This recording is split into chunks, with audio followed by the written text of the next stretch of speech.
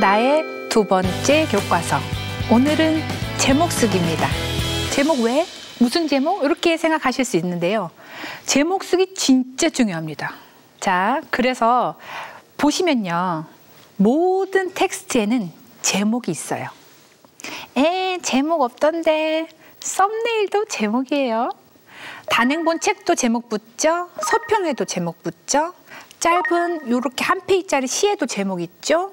긴 장편 소설이든 짧은 소설이든 제목 있죠? 모든 텍스트에는 제목이 있는 것이 국룰입니다.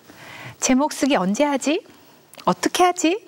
제목 쓰기에 대한 모든 궁금함을 이번 시간에 모아서 말씀드리려고 합니다. 제목은요, 딱 직관적으로, 상징적으로, 압축적으로 이 콘텐츠를 한목에 알려주는 시그널이에요. 이 내용이 더 매력적으로 업그레이드 되게 만들어주는 게 바로 제목입니다. 제가 제목 얘기하면서 업계의 비밀 하나 말씀드리겠습니다. 여러분, 저는 책을 출판해봤거든요. 출판할 때 맨 처음에 원고가 없을 때도 계약서를 씁니다. 계약서 쓸 때 가제 땡땡 가제라고 제목을 붙인 상태로 계약서를 써요. 이 가제를 가짜 제목이라고 비웃으시면 안 돼요. 가제는 임시 제목이니까 안 중요하다고 생각하셔도 안 돼요. 맨 처음에 원고가 태어나지도 않았는데 가제를 중심으로 출판사와 저자가 계약서를 쓴단 말이죠.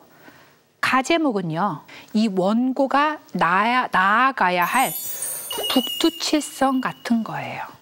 제가 이제부터 글이라고 하는, 책이라고 하는 원고를 가지고 먼 바다를 항해한다고 할 때 가제를 보고 가는 겁니다. 그렇기 때문에 가제목은 주제적인 제목이고 나아갈 방향을 설정하는 맨 첫 제목입니다. 나중에는요, 제목이 바뀌어요. 원고 다 끝나고요. 디자인 다 얹고요. PDF판까지 나온 다음에 진짜 제목이 붙어요. 마지막 끝판왕으로 제목이 최종적으로 나온다라는 얘기입니다. 이게 바로 끝맺음의 제목입니다. 제목은요, 왜 맨 마지막에 다시 만져야 되느냐? 여러분들은 여러분 글 쓸 때 그 글의 결말을 알고 시작하시나요? 내가 만약에 어마어마하게 훌륭한 극작가다, 혹은 방송 작가고 드라마 작가다라고 하면 모든 판을 다 설정해놓고 시작할 수도 있습니다. 천재적인 웹툰 작가는 자신의 끝맺음을 알고서 첫 장을 시작할 수도 있어요. 그런데 대개의 경우 쓰다 보면 내용이 바뀌어요. 캐릭터가 힘이 세서 막 다른 내용을 끌고 가기도 하고요. 생각이 다시 추가가 돼서 내용이 수정되기도 합니다. 쓰다가 다시 쓰는 뭔가도 있을 수 있어요. 그렇기 때문에 항상 제목은 가제목, 임시 제목으로 시작했다가 마지막에는 다시 수정한 최종 제목이 나와줘야 되는 겁니다. 그래서 모든 글의 처음과 끝에 제목이 있어요. 인생에도 제목이 필요합니다. 우리가 인생이라는 길을 가기 전에는요, 임시 제목, 가 제목이 필요합니다. 방향키로서의 제목, 저기서 비추이는 북두칠성 같은 제목이에요. 뭐랑 비슷하냐면 저희 아버지가 중학교 졸업을 하고 고등학교에 입학을 하려고 했는데 공부를 좀 잘 못하셨대요. 좀 노셨대요. 그래서 어떻게 하셨느냐, 머리에 끈을 묶은 거예요. 머리에 끈을 묶고 합격이라고 써서 붙여놓고 공부를 하신 거죠. 왜 그런 수험생들 많잖아요. 나는 할 수 있다, 합격, 뭐 수능 전등급 1등급 맞는 나 자신 모르면서 무슨 대학생 누구 뭐 이런 거 써놓고 하잖아요. 합격이라고 써놓고 내가 막 달려나가서 내 인생이란 텍스트를 썼지만 나중에는 합격을 못했어. 그러면 거기다가 제목을 바꿔야 되잖아요. 졌지만 잘 싸웠다. 이렇게 바뀔 수도 있기 때문에 목표로서의 제목과 마지막 결과로서의 제목은 달라지는 경우가 굉장히 많습니다. 다 끝날 때까지는 끝나지 않는 게 바로 텍스트 쓰기이기 때문에 그렇습니다. 그래서 제목은 이원화하는 게 맞아요. 이 두 개가 일치한다면 정말 잘 쓴 거죠. 이렇게 어떻게 살아야지 라고 하는 등불로서의 임시 제목이 내 인생이라는 텍스트를 만들어갈 때 저는 굉장히 중요했어요. 이렇게 인생이라는 길을 가고 난 후에도 제목이 필요해요. 나의 인생을 제목으로 정리할 필요가 있어요. 이게 더 후에 압축적으로 정리가 되면 유언이 될 수도 있죠. 내가 죽기 전에 나는 이런 인생을 살았어. 그러니 후회 없어 라고 말할 수도 있을 것 같아요. 여기서 말하는 이런 인생이 바로 옳은 끝맺음, 내 인생의 제목, 나의 제목이에요. 예를 들어볼게요. 저는 저 자신을 예로 많이 드는데 저는 충남 공주에서 태어났는데 서울 살면서 돈 많이 벌어서 엄마 주고 행복하게 사는 사람. 이게 제 10대의 주제적인 제목, 임시 제목이었어요. 그때는 그게 나의 제목이라고 생각했는데 지나고 보니 절대로 완성된 제목이 아니었어요. 그건 목표일 뿐이었죠. 지금 나의 10대를 완성형 제목으로 제가 다시 적는다면 돌아보건대 그 시절은 행복했으나 행복한 줄 몰랐던 시절. 이렇게 제목을 붙일 수 있을 것 같아요. 엄마와 엄마 밥이 지켜줬던 세상. 이라는 제목도 붙일 수 있어요. 이게 다 지난 다음 끝맺음으로서의 제목이에요. 지금의 나민애는요, 어른이 되고 싶거든요. 너 나이 드는 거 맞는데 왜 어른이라고 그래? 너 이미 어른 됐는데. 저는요, 어른스럽고 사람다운 진짜 어른이 되고 싶어요. 이게 현재의 주제적인 제목이에요. 자, 40대의 제가 바라본 나의 40대는 아직 쓰여지지 않은 원고입니다. 이 원고가 다 끝나면 다시 마지막 제목이 붙을 거예요. 대부분의 사람들은 글 맨 위에 제목을 먼저 적어놓고 그게 끝이라고 생각하는데 절대 그러면 안 됩니다. 출판사에도 그렇게 하지 않아요. 가제로 시작해서 마지막에 원고 모든 게 다 끝난 다음에 디자인하고 표지 색깔까지 정해놓고 이 제목 할까 저 제목 할까 굉장히 고민을 해서 마지막 제목을 올린다는 겁니다. 가제목 잘 쓰기, 그 다음에 마지막 제목 잘 쓰기, 이렇게 이원화해서 설명을 드리려고 해요. 자, 가제목 잘 쓰는 방법은요, 여러분 하나의 키워드를 단단하게 쥐셔야 돼요. 가제목 잘 쓰는 첫 번째 단계, 가장 중요한 핵심 키워드를 딱 하나 고르세요. 그 키워드 앞에 수식어를 더하고 그 앞에 수식어를 또 더하는 거예요. 나는 언어, 말에 대한 글을 쓰고 싶어요. 말, 언어, 범위가 너무너무 많습니다. 그럼 어떡하느냐? 말 앞에 수식어를 붙이는 거예요. 다정한 말. 수식어 하나 붙였죠? 하나 더 붙여볼게요. 상처받은 사람들에게 들려줄 다정한 말. 이렇게 수식어가 붙으면 붙을수록 내가 쓸 키워드가 자세해집니다. 자, 언어라고 해볼게요. 앞에 수식어 하나 붙여볼까요? 위로의 언어. 수식어 하나 더 붙여볼까요? 자존감을 살려줄 위로의 언어. 이렇게 됩니다. 방법이라고 하는 아주 애매한 키워드가 있다고 칩시다. 키워드가요, 짧으면 짧을수록 더 무서운 거예요. 말, 짧지요? 얼마나 범위가 큽니까? 지구, 짧지요?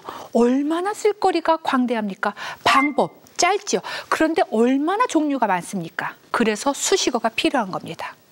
독서 방법. 자, 그럼 방법이 범위가 확 줄었어요. 이렇게 범위를 안 줄이면요, 못 써요.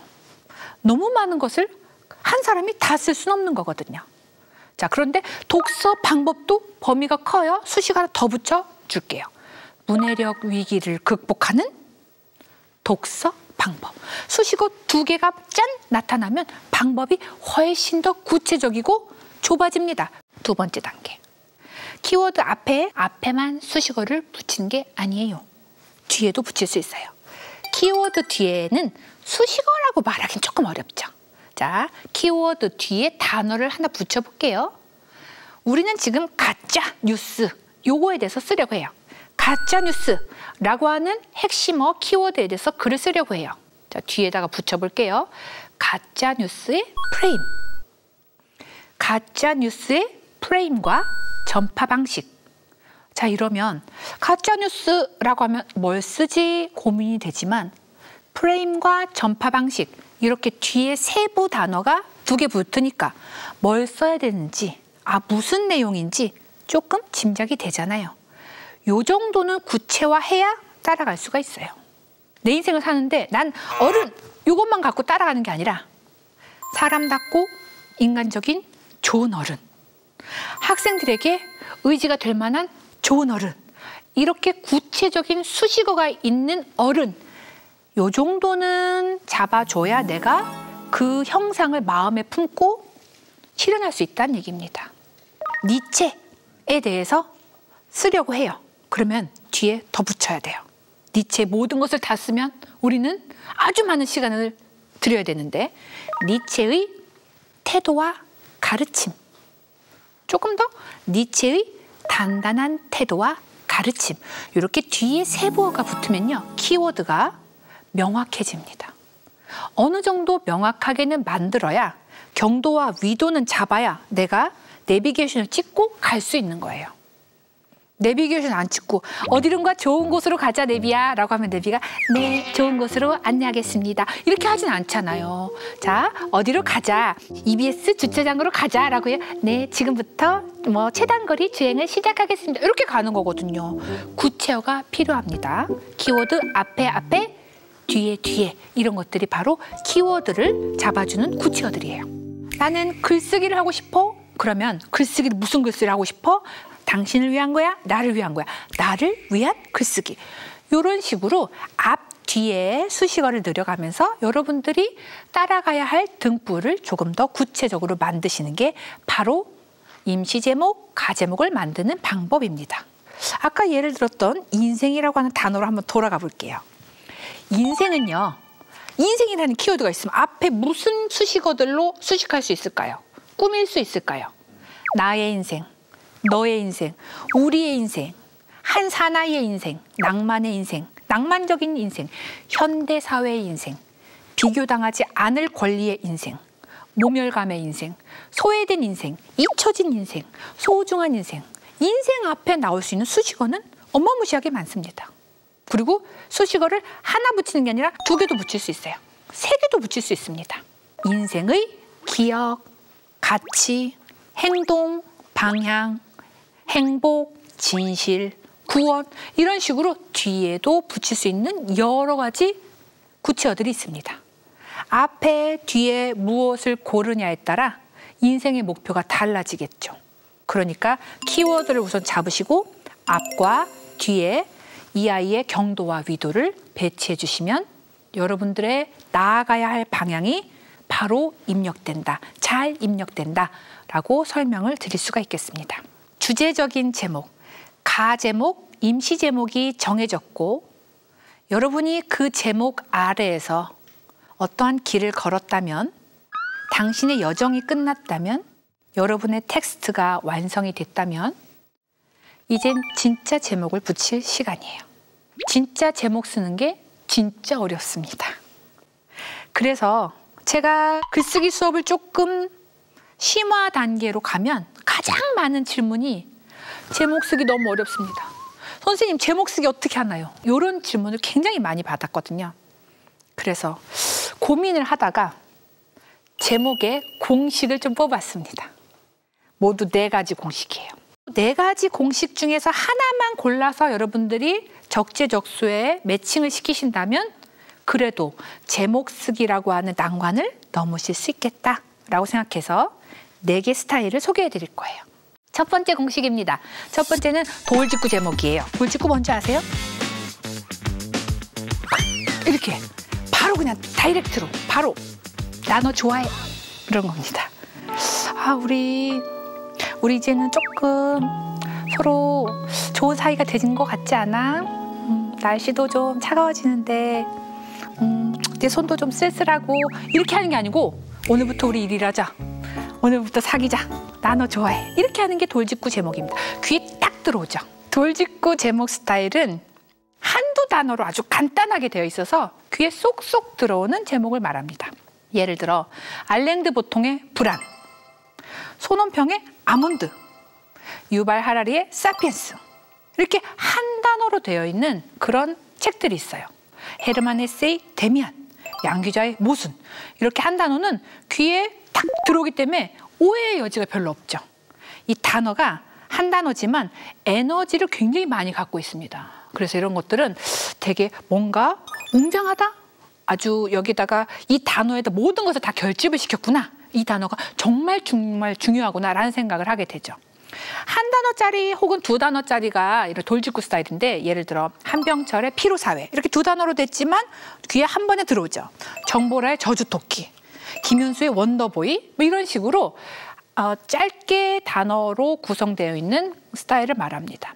단어, 한 단어, 두 단어로도 만들 수 있지만 의하고 와, 과를 사용해서 결합을 할 수가 있어요. 돌직구 스타일의 장점은요. 의, 와, 과 그리고 한두 단어만 있으면 만들기 쉽다라고 하는 겁니다. 만들기 쉬워야 이게 오래 활용이 될 수 있는 거거든요. 여러분 단행본 이렇게 책들을 살펴보시면 의나 와로 연결되어 있는 두 단어로 된 책들이 의외로 많다라는 것을 아실 수 있어요. 정유정의 7년의 밤, 문문의 여왕 이런 식으로 단어와 단어 사이를 와, 과 혹은 의 이렇게 연결을 하는 어디서든 흔하게 볼 수 있는 스타일이 돌직구입니다. 돌직구는요. 오해의 여지가 없죠. 그런데 단점이라고 한다면 너무 짧다라고 하는 것이 단점이기도 합니다.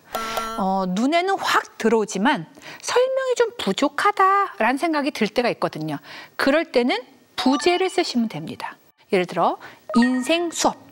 짧은 돌직구 스타일입니다. 부제는 석가모니가 세상에 남긴 삶의 지혜. 자, 인생 수업이라고 하면 굉장히 여러 가지를 생각할 수가 있는데 부제를 보면 아 이거는 석가모니가 했던 어떤 지혜로운 이야기를 담은 책이구나 라는 생각이 들 수가 있을 거예요. 자, 자연과 인간. 이거는 전시 제목인데요. 자연과 인간이라고 하면 범위가 너무너무 넓어지잖아요. 그런데 로맨스에서 호러까지라고 하면 그 범위가 좀 좁혀집니다. 연결하는 집. 이것도 역시 전시 제목인데 연결하는 집, 단어가 연결하고 집하고 두 가지만 눈에 띄어요. 그런데 대안적 삶을 위한 건축이라고 하는 부제가 붙는 순간 아 이건 어떠한 내용의 전시를 이야기하는구나 라는 것을 예상 가능하죠. 제목은 예상 가능해야 됩니다. 무엇이? 내용이. 무엇이 펼쳐질 것인지를 알고 들어가게 만들어주는 간판 같은 게 제목이거든요. 만약에 부제를 쓰신다면 메인 제목 밑에 하나 더 쓰신다는 건데 이 부제를 쓰실 때 많이들 하시는 게 시간과 공간 이야기입니다. 그런데 여러분 우리가 보통 말할 때 시공간이라고 얘기해요? 공시간이라고 얘기해요? 시공간이라고 하죠. 그렇기 때문에 부제에다가 시간이랑 공간을 같이 넣으실 때는 반드시 시간 먼저 써주세요.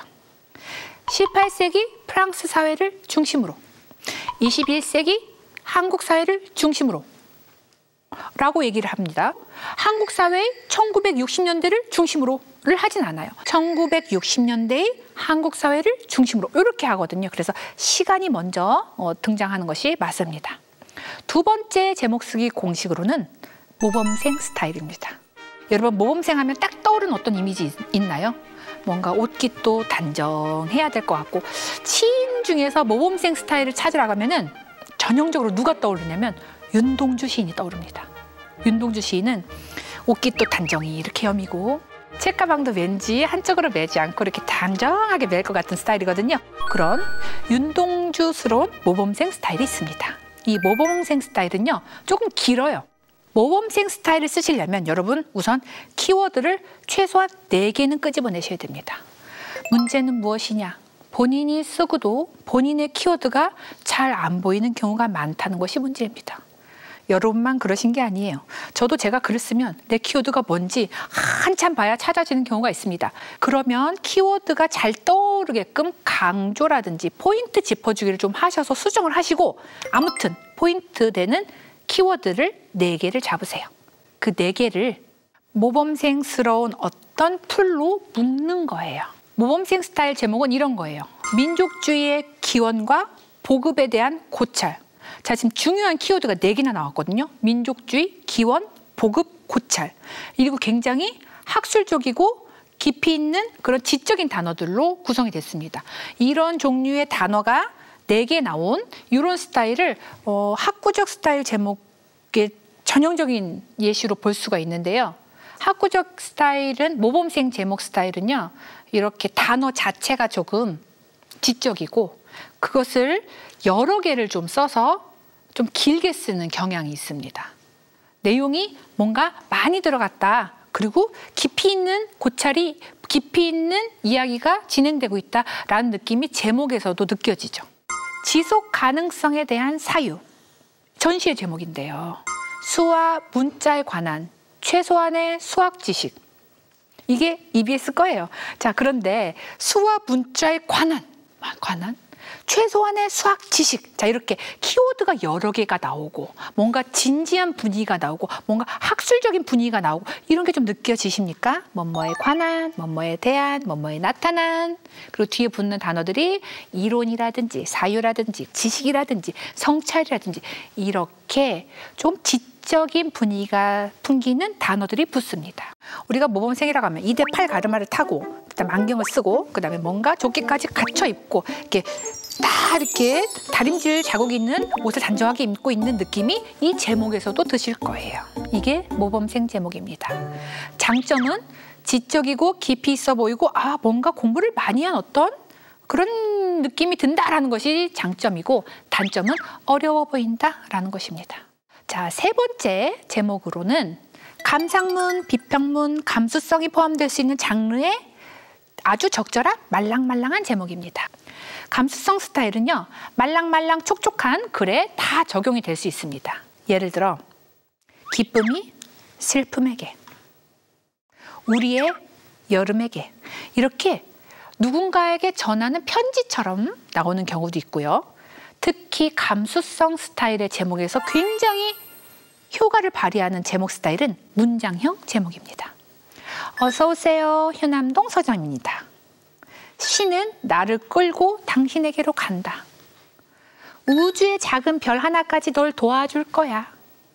이런 식으로 문장형 제목이 가장 잘 어울리는 그런 에세이, 시, 소설, 감수성 뿜뿜하는 장르에 붙일 수 있는 것이 감수성 제목입니다. 이 감수성 제목은요, 느낌으로 포착이 되는 거거든요. 다시 말해서 키워드로 명확하게 지시를 하는 게 아니라 분위기를 주는 거예요. 은유적인 제목이기도 합니다. 이 문장형 제목이 요즘 트렌드이기도 하거니와 초보자들이 쓰기 괜찮은 제목이기도 해요. 네, 그래서 문장을 뽑아내서 제목 자리에 올리는 게 가능하거든요. 그래서 내가 에세이를 쓴다, 어떤 감수성 있는 수필을 쓴다, 소설을 쓴다, 시를 쓴다라고 할 때는 문장을 위에 올려서 제목으로 삼으셔도 괜찮습니다. 마지막 제목 쓰기 공식은요, 이걸 분명히 있긴 한데 이걸 뭐라고 표현을 해야 될지 몰라서 참 고민을 했습니다. 그래서 이름을 붙였어요. 이상한 스타일 제목입니다. 제일 인기 있는 스타일이 바로 이 이상한 스타일이거든요. 선재 없고 튀어. 제 입꼬리 올라가는 거 보이시죠? 처음에는요, 저는 OTT에 딱 떴을 때 이게 무슨 말이야?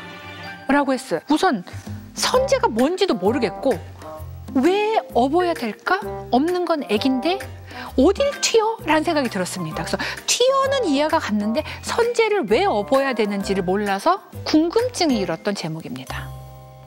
바나나가 더 일찍 오려면, 일찍 오는 건 아빠나 남편이 좀 일찍 왔으면 좋겠다는 생각을 저는 항상 하고 있거든요. 근데 바나나가 일찍 오네요. 일찍 오라는 그 남자는 안 오고 바나나가 일찍 온대요. 아, 남편이 일찍 오게 하는 방법은 알고 있는데 전화를 많이 하면 돼요. 근데 바나나가 왜 어떻게 일찍 오는 걸까요? 정말 궁금했어요. 지혜로운 멧돼지가 되기 위한 지침서. 저는 누가 저한테 멧돼지라고 하면 화가 나거든요. 우리 아들이 저를 멧돼지라고 불러요. 그래서 약간의 그런 거부감이 있는데 지혜로운 멧돼지라고요?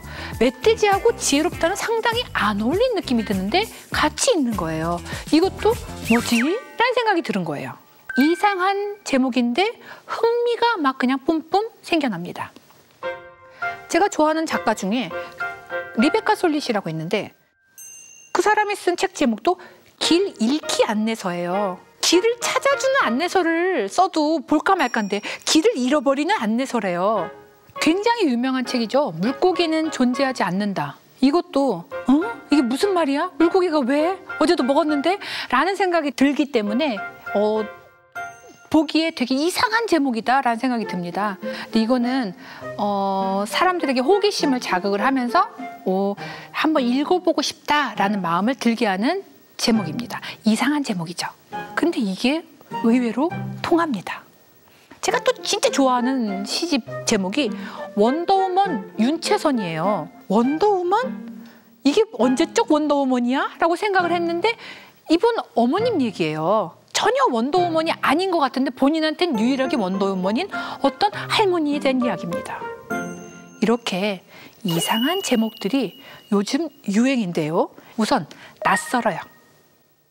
옆에 있어야 될 것 같은데 같이 조합하기 어려운 단어가 있는 거예요.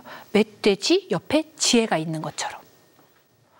낯설게 하기와 모순어법. 항상 루틴하게, 항상 흔하게 같이 있어야 되는 조합이 어긋나는 거죠. 그렇기 때문에 무슨 말이야? 새로운데? 한번 알아볼까? 라는 생각이 든다는 거죠. 이렇게 이상한 스타일은요. 약간 혼종적으로 붙이는 겁니다. 혼종적으로.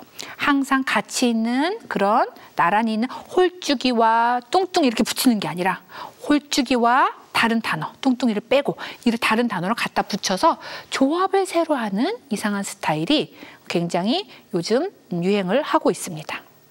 정리를 할게요. 총정리 스타일. 총정리 시간입니다. 돌직구 스타일이 있어요. 이건 아주 셉니다. 그냥 맞으면 바로 들어오는, 맞으면 아픈 그런 제목이에요. 폭염, 살인처럼 확 들어오는 센 명사로 된 제목. 혹은 명사인데 의, 와 같은 조사로 묶여져 있는 짧은 스타일. 이게 돌직구 스타일입니다. 모범생 스타일은 뭐뭐에 관한, 대한, 그 뒤에 학구적이고 뭔가 지적인 단어가 붙여서 완성된 조금 긴 제목입니다. 학술이라든지 회사라든지 전시라든지 박람회 같은 데서 사용하는 그런 스타일의 제목을 모범생 스타일이라고 말할 수 있어요.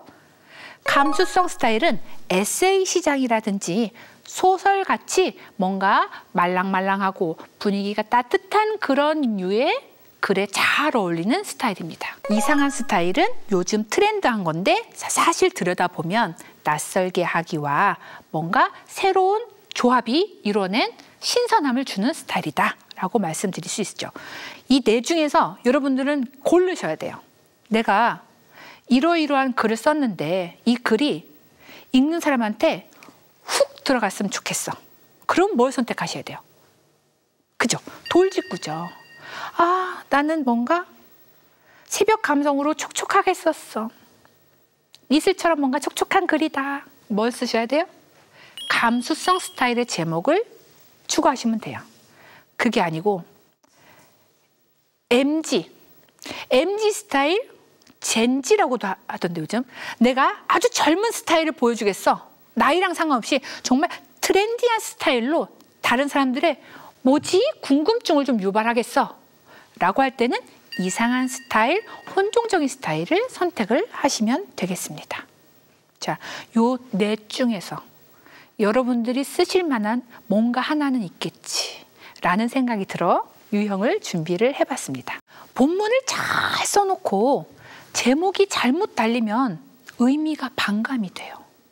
학생들 중에도 그런 학생들이 많아요. 본문은 잘 써놨어요. 그런데 제목을 다는 것에 조금 낯설어하거나 어색해하는 경우가 있어요. 쑥스러워하는 경우가 있어요. 그러면 포인트를 냉정하게 팍팍팍 뽑아내지 못하거든요. 제목에서 제일 중요한 거는 내가 이 글의 핵심 포인트를 알고 있느냐 없느냐예요. 반대로 제목이 잘 붙으면요, 솔직히 말해서 본문이 원래 갖고 있던 그 가치보다 더 업그레이드 되어 보이는 경우가 있어요. 본문 내용이 더 산다니까요. 그래서 제목은 아주 중요한 마지막 작업입니다. 우리가 텍스트를 어떤 땅에 심은 글자라고 하는 어떤 씨앗을 뿌리는 그런 대지라고 생각한다면요, 제목이 차지하고 있는 그 화단의 자리가 제일 비싼 자리예요. 왜냐? 거기에는 많은 걸 심을 수가 없거든요. 정말 비옥한 자리이기 때문에, 좁은 자리이기 때문에 갈고 닦아서 뽑은 단어만 솜솜히 배치를 잘 해야 되는, 전략으로 접근해야 되는 금싸라기 땅이 바로 제목의 자리입니다. 제목은 가제는, 임시 제목은, 가제목은 자연 발생적일 수도 있지만 우리한테 더 좋은 인생의 목표로서의 제목이 생기려면 거기에 덧붙임이 필요한 거고, 방향 설정이 필요한 거고, 마지막 제목, 옳은 끝맺음으로서의 마지막 작업인 제목도 자연 발생적이지 않고 전략이 꼭 필요함을 명심해 주셨으면 좋겠습니다. 이 제목 하나를 어떻게 붙이느냐 안 붙이느냐에 따라서 내 본문이 더 활짝 피느냐 조금 흐려지느냐까지도 영향을 미칠 수 있거든요.